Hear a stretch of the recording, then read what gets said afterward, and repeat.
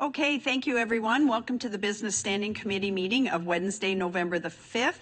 We will start with the land acknowledgement of traditional territory, and that is going to be read by Superintendent Lalonde, please. Simcoe County District School Board acknowledges that we are situated on the traditional land of the Anishinaabe people.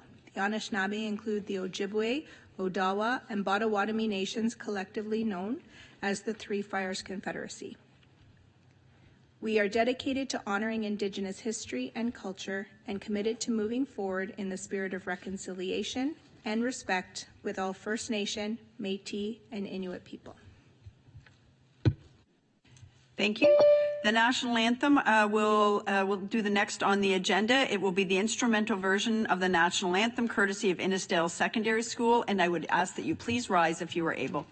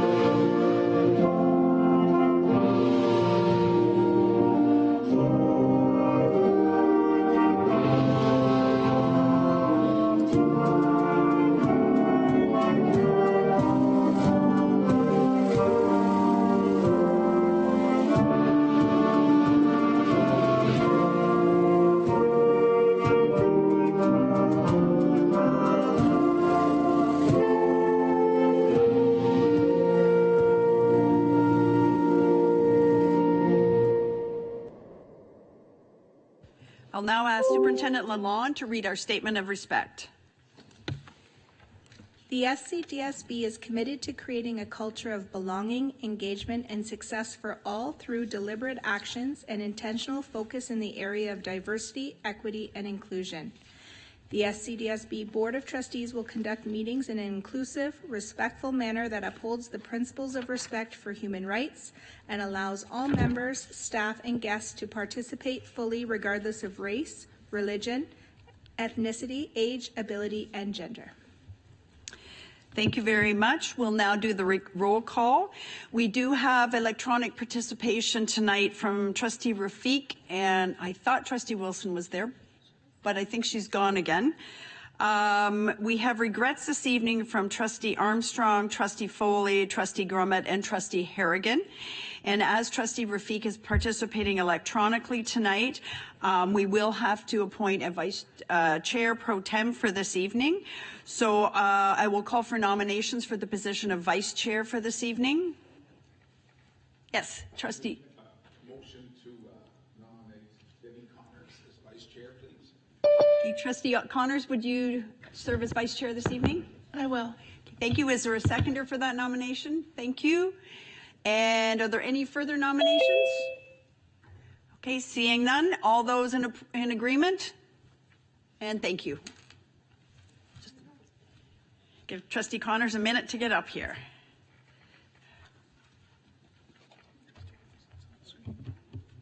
Oh, and Trustee Wilson has joined us. I can see her there on screen. Thank you.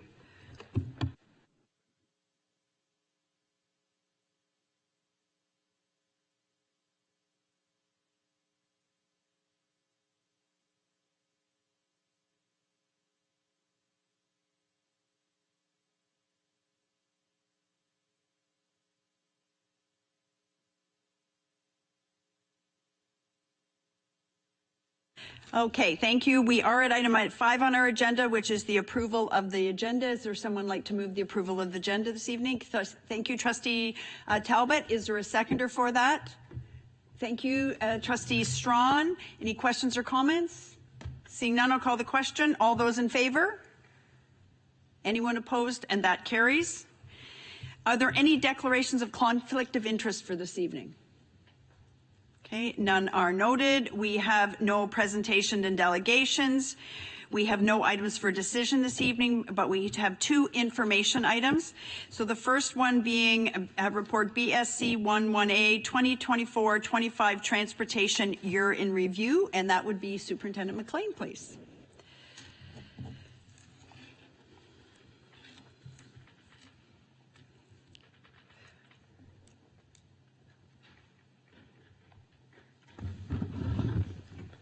Good evening, everyone, and through the chair to the table. We're doing a year in review, and I would like permission to invite CEO Kim Malkamaki to the table, please. Yes, please join us. Thank you.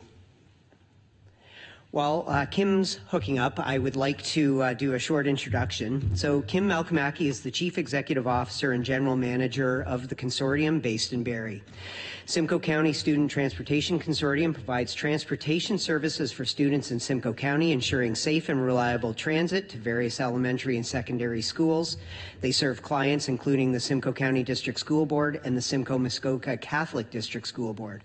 Their services include managing bus status updates, cancellations, and delay notifications for school vehicles. The consortium operates with the aim of facilitating efficient school transport solutions across the region. Kim has been with the consortium for 12 years now. Kim received a bachelor degree from McMaster University and an accounting and business management from Georgian College. She has 52 employees, and I am glad that she's here tonight to talk about the year in review. Perfect. Thank you for having me tonight. So I think transportation is a touchy subject. It's contentious for a lot of families, so I'm happy to be here to share what we do and some of the good news stories, things that our office does. We're a small team. We're only 10 staff of the consortium, so and we transport over 40,000 students. However, we've learned over the past few years that it's not really just transported students that we provide service to. It's really the families, schools, and actually a lot of the walking students as well, that as students of both of the boards in the county. So we are a separate legal entity. We are formed, of course, of a joint venture between the 2 school boards in Simcoe County.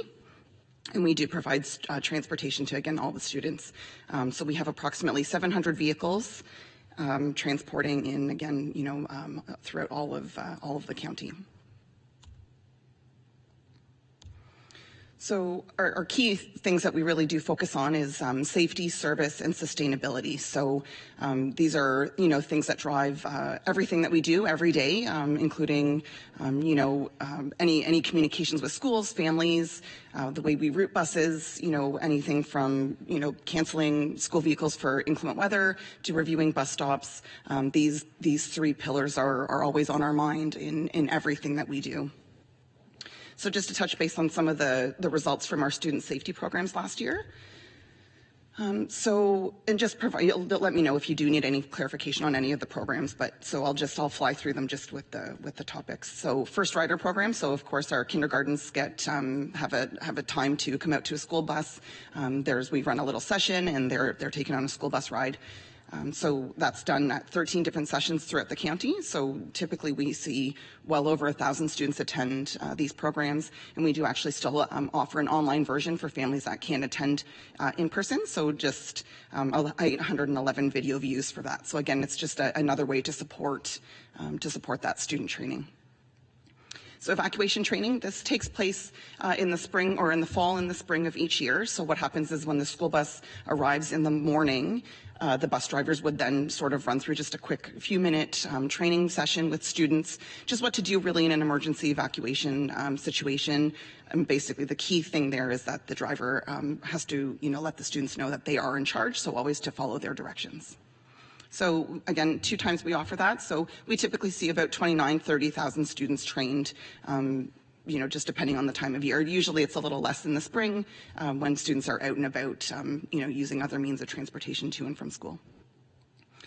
So our bus tag program, so this is really for students that are required to be met by policy. So JK, SK students, and then any students in your board that attend a French immersion program, and they're utilizing a community stop location.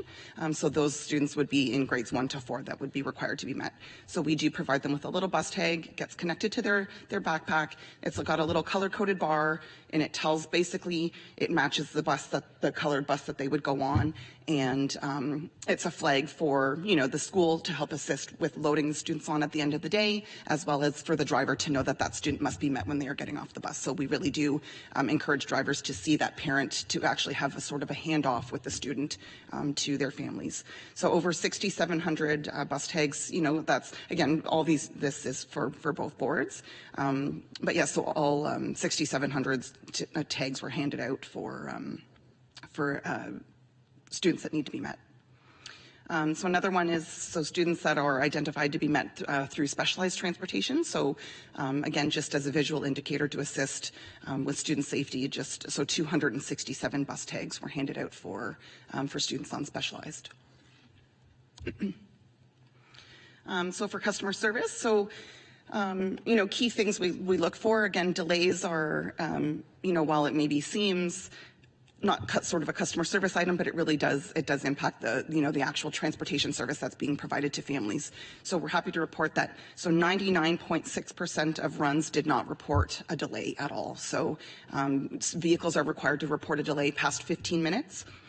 That really is sort of just, again, any time of year we can see there's always construction or traffic, things like that. So there could be, a minimal delay to vehicles. So once the driver, if they're on the route and they know that they're approaching that 15-minute mark, then they would call into dispatch. Dispatch would post a delay, which then is communicated through different means. Emails are sent to schools. I'm not sure if anybody in the room here gets any of those delay emails, but you can sign up through a subscription, and we do have an app that also pushes it through to a cell phone as well. So. Many different ways to share that information. So transportation appeals, this is our favorite one. So last year, 165 appeals. So 45 of those then went on to appeal to either board. So they did escalate beyond me. So it's important, we see 165, and I think, again, of, however many, 80 to 100,000 students in the entire county, it seems low. But of those 165 appeals, they receive a personalized letter from me.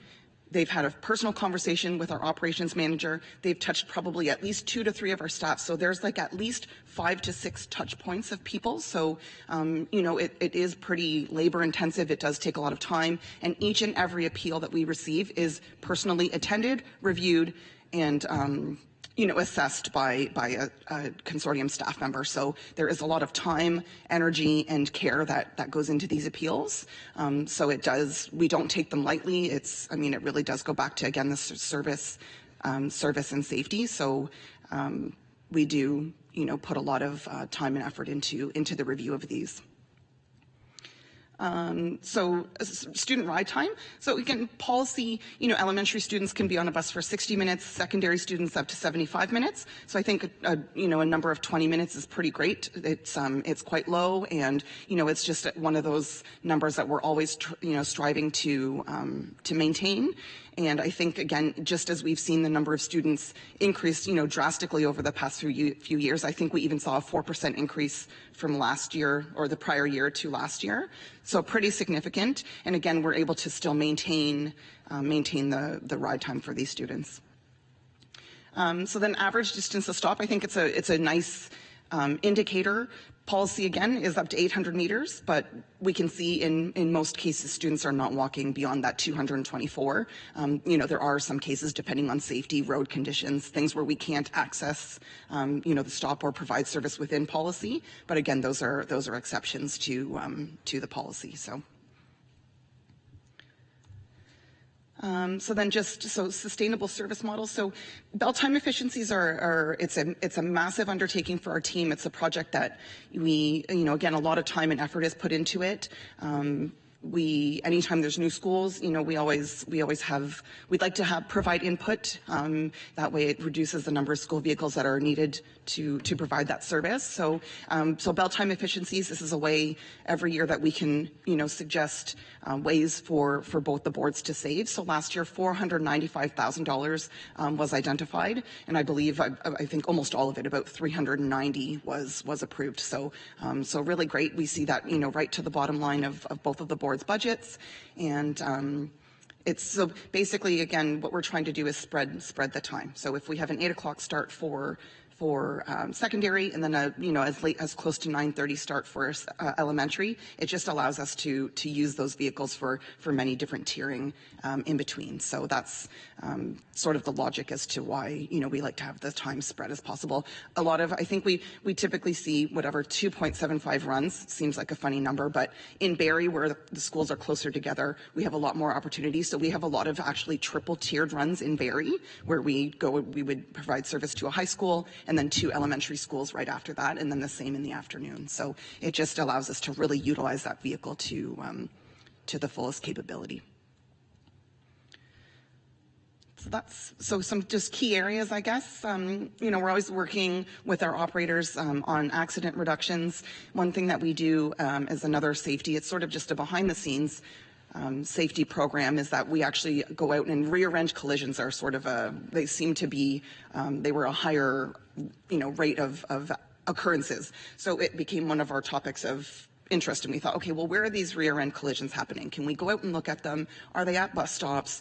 How and why are a big yellow school bus being rear ended on the road? It seems strange. So we delved into that a little bit more, just to see again what we could do to try to keep that as low as possible. We do communicate with the operators on a very regular basis about any accidents that happen, especially if they're, at-fault accidents, things like that, especially just if there's retraining for the drivers, and just making sure that, again, we're trying to keep those safety stats as low as possible. So communication, I think it's always an important one to work on. We do provide a survey. One of our staff members actually calls each school at least once per year. So typically what we would do is, if there are some schools that maybe had service concerns, in particular during startup, then we would sort of work on those schools to try to get them back into line with service. So we do actually, it's a survey that we go out, we call them, and we have a set number of questions, and we would just sort of ask them on a grid, where they are with their satisfaction. So it's a report that we do share with our board, and it's important to us as, again, communication is a key factor to our organization's success. So budget projections, these always, it's always a challenge. So we're always trying to do as much with the funding available to us. Again, I think it's really great. We've seen, as I said, 4% student enrollment increase, and I think we've added, I want to say, like 0.3% of vehicles. So we're able to utilize the fleet that we have, and again, that's through those bell time changes and things like that we're able to repurpose those school vehicles to provide service. And then really driver availability, it's becoming less and less of a concern as the years go by, but it's still, a main focus just in those cases where, there is maybe a higher than normal driver call off for a day, making sure that there are the spare drivers there to provide the service, and then also really to support our athletics and field trips department. So it really is difficult. We have all of our 100% of our vehicles are on the road between 8 and 9:30, and then again between 2 to 4:30. So during those times, it's very difficult to obtain school buses for field trips or any types of athletics. So we really do work hard with schools to choose times that are more flexible, and we can at least have them succeed in obtaining their transportation. So just some of those key areas that we continually focus on. And that's really about it. So just, I'm happy to share the information, and I suppose if there's any questions, Pete can answer. And with that, we'll take any questions. All right, thank you. Any questions? Okay, Trustee Bites.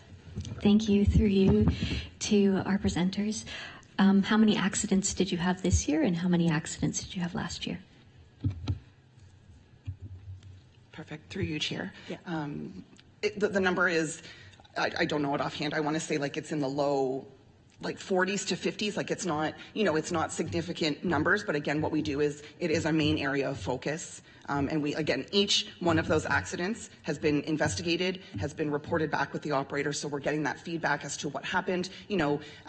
Was it a regular driver? Did they happen to know the route? Did they not, things like that. So we're working with them on, again, keeping all of those lines of communication open so that we can prevent recurrence of those. I do know that through startup this year, we do provide a report, and we did see a decrease in accidents through the first 30 days of September from last year to this year of at-fault accidents. So we did see a decrease the beginning of this year. Follow-up? Yes, thank you. Through you. it seems like a really key metric. I thought I heard you say that you do share those numbers with our board. I think it would be useful for us to have those numbers as the trustee table. Just, you've given some really great numbers here, but if that's your main priority for focus, it would be good to get a breakdown of that. Through the chair to Trustee Bites, I can bring those numbers back. Okay, thank you. Any other questions? Yes, go ahead. Oh, yeah, through you table to the presenters. I'm just wondering if all of our eligible bus riders are participating in the evacuation training you mentioned earlier? Go ahead. Perfect, through you, thank you. So like I said, there was we transport about 40,000. So we typically see about 30,000 that do participate in that evacuation training. And again, it happens at a particular, in October, it happens during School Bus Safety Week. So that's the third week in October. It only happens during the 1 week. So again, maybe not everybody's at school that day. So if students aren't on the vehicle, anybody that is on the vehicle that day, they absolutely receive the training. However, if they aren't utilizing transportation that day, then they would not be participating in the training. And just to clarify, though, and that the drivers would all be trained on the evacuation. The drivers are conducting the training, and yes, they have they haul all of that knowledge. Yes. Yes. Okay. Yes. Thank you. I think that was. Yep. That's it. Okay. I think Trustee Rafiq. Thank you very much. And through the chair, thank you so much for joining us this evening, Kim. I'm sorry I'm not there to see you in person. I've had the opportunity to be on our transportation committee this year, and I've learned a great deal. Kim has been a wonderful source of learning for me. So I didn't have a question. I just wanted to say thank you so much. Like I said, I've learned a lot being on the committee, and I know how much work goes into everything that is done. I thought I knew before, and now I have a little bit deeper understanding, and I'm sure I'm not even all the way there yet. So I just wanted to thank you for everything that you're doing for our students, and especially thank you so much for going through the appeal process. I think as trustees, we hear a lot about that. That's when people call us, is when they hit that process often. And so hearing you talk about the personal touch that is involved in each one of those, I think is really important. That's one of the things that I try to convey to people, that when an appeal is made, there is a lot of personal touch and a lot of looking into the exact situation. So I really appreciate you going through that process with us. So like I said, not really a question, just a comment. Thanks. Thank you very much, Kim. Okay. Thank you, Trustee Rafiq. Anybody else?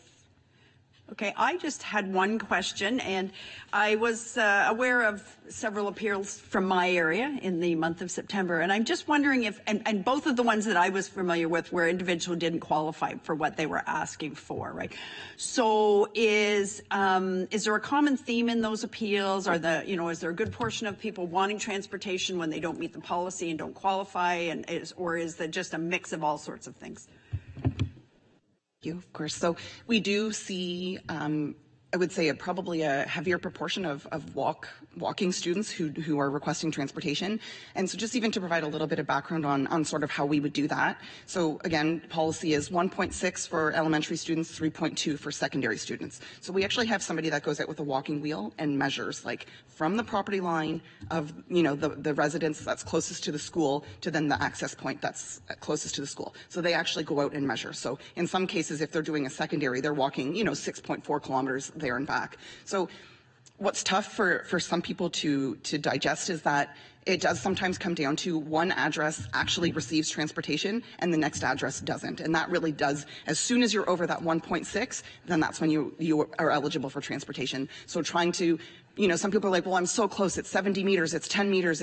Unfortunately, it is sort of black and white because it's a number. And once we reach that measurement, that's where it goes to. So we do see a fair mix. A lot of the very passionate ones are because of the walk and because, they feel it's too great a distance. But we do see a fair mix. Again, majority of the ones we see are either, they want to move the bus stop location or walk zone. Those are, by far the bulk of the appeals that we see. And just to follow up to that, and maybe to Superintendent McLean, when we are registering children for kindergarten, do we include in that package any information about transportation or busing or what the walk zones are? Because I know I had a number of calls this fall from parents of our younger students, right, who, you know, were looking for transportation because they had to go to work, or looking for transportation and they didn't seem to understand the walk zones or the limitations on transportation. So I'm just wondering if we sort of share that information when people parents are registering their younger students. Through the chair to the chair. Yeah, we try our best to communicate to families. When the students are registered in the spring, we start to build the routes for the following fall. So as timely as possible, we like to let the students know when they will receive transportation, when they won't be receiving transportation given a walk zone. But once the students are registered, Kim and her team work in late May, early June to start building runs. Of course, it amps up in the summer, and we start to get final numbers. But our goal is typically to, as we get to the end of August, really now we're back with 3 weeks in August, we communicate to families busing information. So to give them exact routes and numbers don't really come out until August unless we're capable of building those routes beforehand if we know the classes are set.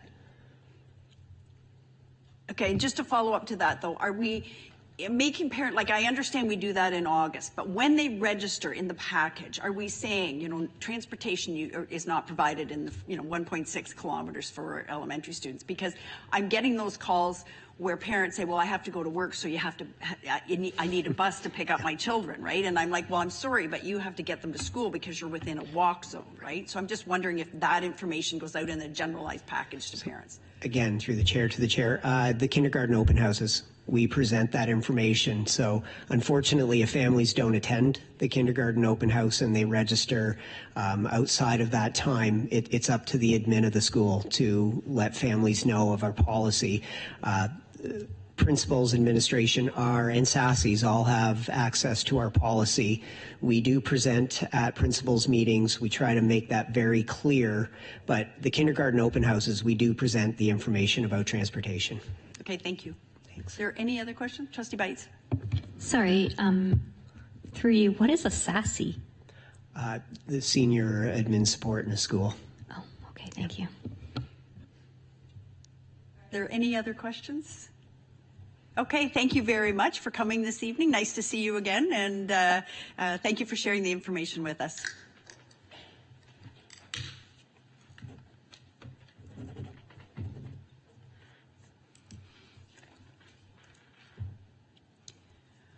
Okay, we will move on to item 1B in our agenda, which is the elementary class size reporting for 2025-26, and that will be Superintendent Van Nispen, please.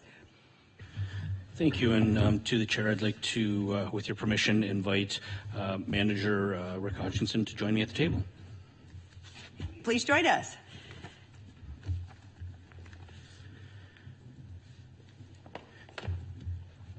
And through the chair to the table, the report before you for information tonight is the 25-26 elementary class size reporting. Class sizes in Ontario are governed by Regulation OREG 132/12, class size, and can be found on ontario.ca. This report in front of you presents elementary class size statistics as calculated by the ministry's reporting form. And with that, I'll turn it over to Manager Hodgkinson. Thank you, Superintendent Van Nispen, and through the chair to the table. Part of the reg states that school boards are to select a date to report class size not earlier than September 1st and not later than September 30th of each school year.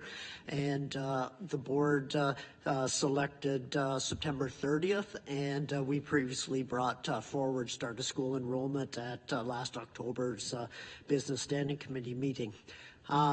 This report details exactly what was reported to the ministry through their calculated template, and some of the compliance targets that are to be met.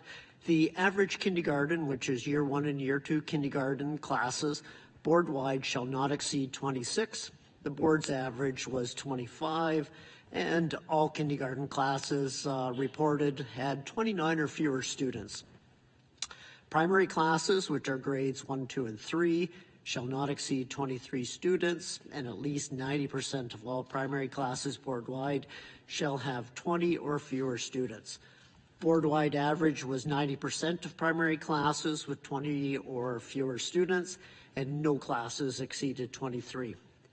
The junior intermediate, which is grades 4, 5, 6, 7, 8, class size board-wide shall not exceed 24.5. Board's average was 24.5. Mixed grades, which are grades 3, 4 classes, shall not exceed 23. And again, none of the board's classes on September 11th exceeded 23 students for grade 3, 4 classes. The report shows that we've met compliance in all areas. Appendix A details the board's summary and attestation of what was reported to the ministry. And Appendix B shows board compliance statistics. And with that, happy to answer any questions. Thank you very much for the information. Are there any questions from trustees? Yeah. Trustee Strawn, please. Thank you. On the information, I don't see a number for the maximum number for the junior students. Am I missing that? Are you able to answer that question? Thank you. Through the chair, for junior intermediate classes, it's a board-wide average of 24.5. So one school, the class could be 33, another rounds out at 20, and the average, as long as all 91 schools are meeting the target of 24.5, that's the ministry compliance benchmark.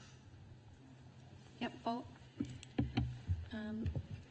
Thank you, Chair. And just to follow up, just to help me clarify this. So the province, the ministry says that you cannot go past a certain number in any kindergarten class, but you could go past a certain number in a junior class as long as the average for the entire board doesn't pass a certain number. Go ahead. Yes.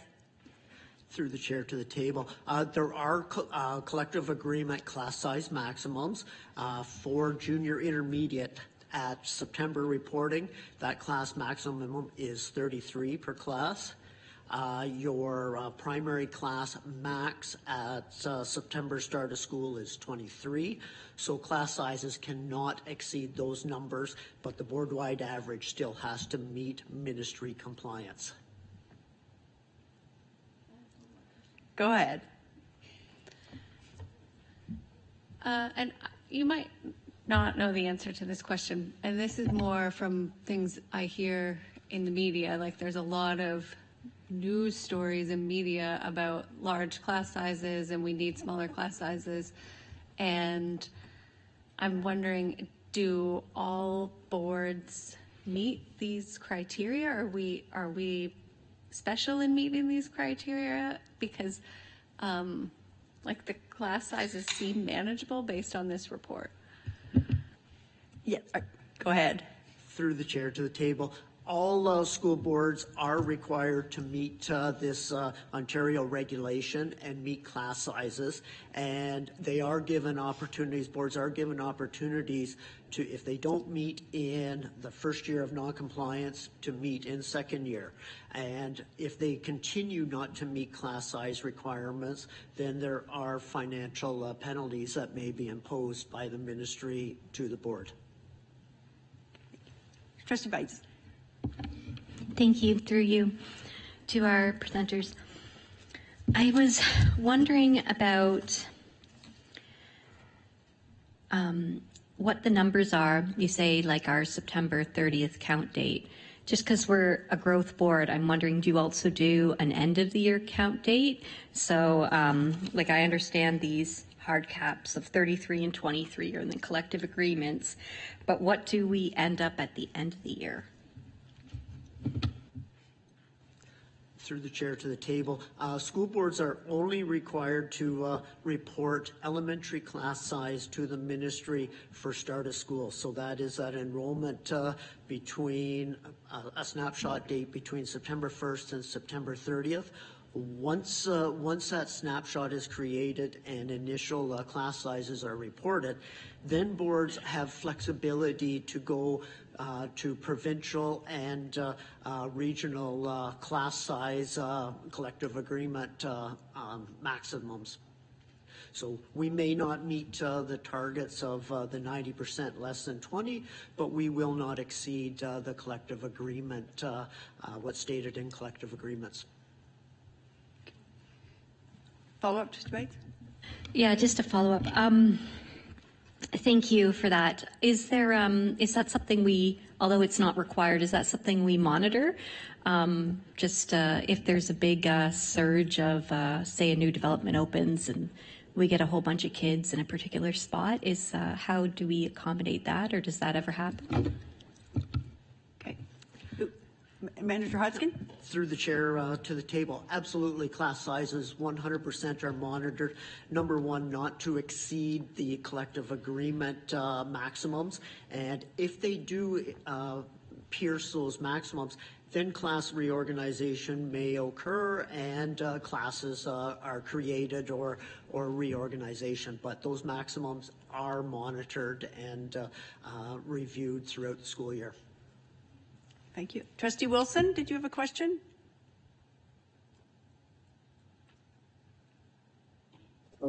Yes, thank you through the chair and to Manager Hopkins. I'm just looking at the document, and so there's some numbers and then some just have dashes. So I was just curious about the number of the combined classes. Like, so does that mean we don't have any, or I was just wondering, just trying to understand what that statistic means. Is it just means we're in compliance, or does it mean we actually don't have those combined classes? Go ahead, Manager Hudson. Through the chair to the table, where there's a dash in the ministry template, that means there is nothing to report. So, for instance, in the number of kindergarten classes above 32, there's a dash there, so there is no classes over that compliance measure. For combined classes, the only combined classes that are measured on this report are your grade 3-4 classes that cross over between primary and junior intermediate. All other grade 1-2 combined classes, grade 6-7 combined classes, for example, are counted in that panel. Okay. Does that answer your question, Trustee Wilson? Yeah, sorry, are counted in what panel? Sorry, I'm just... Sorry, yes, 3-4, so a 3-4 combined class is counted for class size against the primary class size, but it is counted in the calculation for junior intermediate. So that was a little bit confusing. Yeah, okay, yeah, it was. But thank you for the clarity. Okay, any other questions?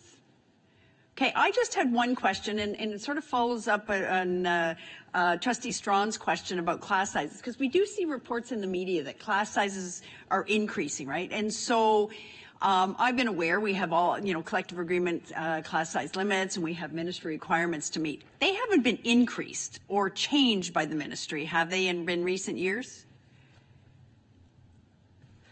Through the chair to the table, no, they haven't. Those benchmarks have been in place for the last few years. I would say the only benchmark that may have changed, but it hasn't changed in the last couple of years, would have been the junior intermediate average. Some boards, the ministry shifted averages as reporting went along, especially for boards in Toronto, but we have not seen changes in class size compliance measures over the last couple of years. Okay, thank you for that clarity. Thank you for that. Anything else? I don't see any questions, so thank you very much for that update. That takes us to correspondence on our agenda, and we don't have any. I do believe Superintendent Van Nispen would like to update us on a matter. Probably a good news story, I'm suspecting. Thank you, and through the chair. Just wanted to comment on our Banting Memorial Replacement Project. So as you may or may not be aware, this past Monday night, the town of New Tech, their council approved moving forward with a straight land swap, no money's required, of the current Banting Memorial site in GA Wright Field for 25 acres on the Banting homestead. I'd like to thank Town Council for their support of our students and future students as this project is going to benefit not only them but the community. I would also like to thank both town and school board staff for all the efforts put in separately and collaboratively to bring us one step closer to that new Banting Memorial. Acquiring land is a major step in a project's advancement, and we can now work towards that shovel ready and start building. Finalizing property matters, consultants designing site and facility, and discussions with town staff around partnerships and site amenities will now progress. A report will be brought to the board in the coming month regarding site acquisition and disposition. Okay, thank you for that good news story. Any questions for Superintendent Van Nispen? Trustee Bites. Thank you. Through you, thank you. Just not more of a comment. Thank you very much. I'm really glad that we can finally get moving. I'm going to ask this, but when do we expect the school to be done? Or construction to start? Or are you able to comment on any? Because I know everyone's going to start asking me all the time. So, Superintendent Van Nispen. Thank you, through the chair, to Trustee Bites.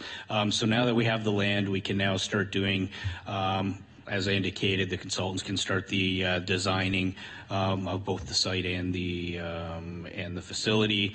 We have to still finalize things with regards to the property. We will work on partnerships with the town. With it being a secondary school, ultimately the build will be a 3-year build once we do start going. So it will be a few years before we are able to open doors, but we are definitely a significant step forward on being able to now progress this. Okay, thank you for that. I know this has been a long project in the making, and there's been a lot of trustee work on this one too. And so with that, I'd like to, Trustee Rafiq, you have a comment or question. Thank you very much. And through the chair, I, again, also just wanted to say a great big thank you. I really was beyond thrilled to hear this news, and I'm so appreciative of all the work that has been done. A great big thank you to our staff. And I also wanted to say a great big thank you to past staff and past Board of Trustees. This has been, I don't want to talk about how many years a long project this has been, but it's been a very, very long one coming. And there's been a lot of people involved to make this happen. And as your very, very close neighbor in Essa Township, this really affects my community as well. And so a very big thank you from us as well. Thank you. Okay, thank you. Any other comments? No, but that's wonderful news. We've been waiting a long time, so thank you very much for that information. Are there any other matters? Okay, I don't see anything. Are there any notice of motion for next meeting? I don't see any. So with that, I will take a motion to move into closed session. We do have a closed session matter. So Trustee Halbert, thank you. And seconder, Trustee Strawn. All those in favor? Any opposed? And that carries. We will go into closed session.